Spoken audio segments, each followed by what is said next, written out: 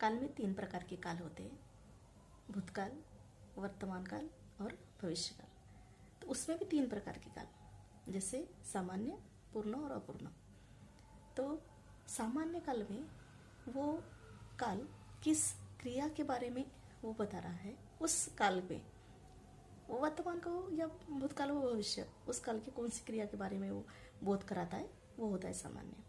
और अपूर्ण में एक आसान तरीका है कि उसमें राह शब्द का इस्तेमाल होता है।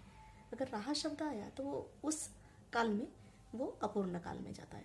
और क्रिया अगर पूर्ण हो गई है, जो भी हो रहा है वो हो गया है, तो ऐसे में वो उस काल में वो पूर्ण में जाता है, पूर्ण काल।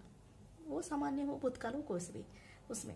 उसके बाद अपन थोड़ा सा उपयोजित लेखन पर ध्यान देते हैं। तो पत्र लेखन के प्रकार होता है। पत्र लेखन में 2 अगर मुद्दे है, प्रकार है, विषय है का इसके पत्र के, तो कोई भी एक विषय पर आधारित पत्र लिखना पड़ता है।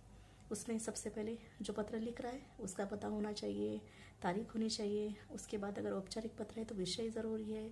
उसके बाद श्रीमान या फिर महोदय करके पत्र का शुरू करते हैं आप, वो लिखना ज़रूरी है अगर औपचारिक पत्र है। उसके बाद मजकूर होना ज़रूरी है। उसके बाद जो भी लिख रहा है उसका पता होना चाहिए, नाम लिखना होना चाहिए, और उसके बाद आपको ईमेल आईडी लिखना भी ज़रूरी है। उसके बाद आपको गद्य आकलन या सारांश लेखन।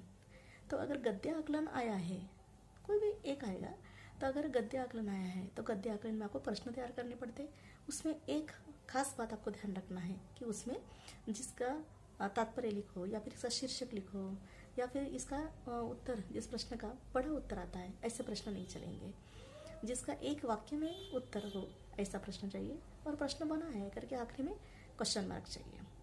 ऐसे अगर 5 मार्क के लिए तो 5 ज़रूरी है, 2 ज़्यादा लिख भी सकते हैं। अगर कोई गलत हुआ तो उसमें से ले